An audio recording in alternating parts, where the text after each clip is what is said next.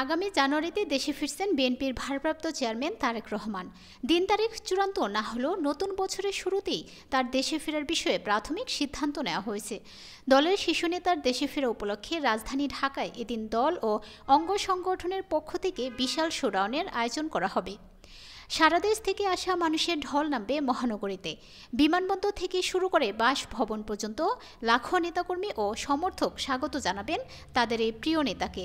সেদিন রাজধানীতে মহাসমাবেশের আয়োজনের পরিকল্পনা নেওয়া হচ্ছে। প্রায় ১৭ বছর বিদেশে অবস্থানের পর দেশে ফিরে সেই মহাসমাবেশের প্রধান অতিথির ভাষণ দেবেন তারেক রহমান।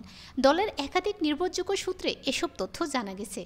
সর্বশেষ গতকাল ২১ আগস্ট গ্রেনেড হামলা মামলা থেকে খালাস পেলেন তিনি। ত্রয়োদশ জাতীয় সংসদ নির্বাচনে তিনি দেশে থেকে দল ও জোটের নেতৃত্ব দেবেন।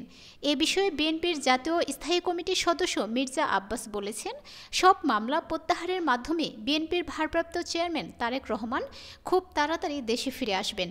তিনি বলেন, বিগত দিনগুলোয় আমরা ন্যায় বিচার পাইনি। আমাদের ভারপ্রাপ্ত চেয়ারম্যানকে অনেক অত্যাচার সহ্য করতে হয়েছে। আশা করি তিনি আমাদের মাঝে খুব তাড়াতাড়ি ফিরে আসবেন।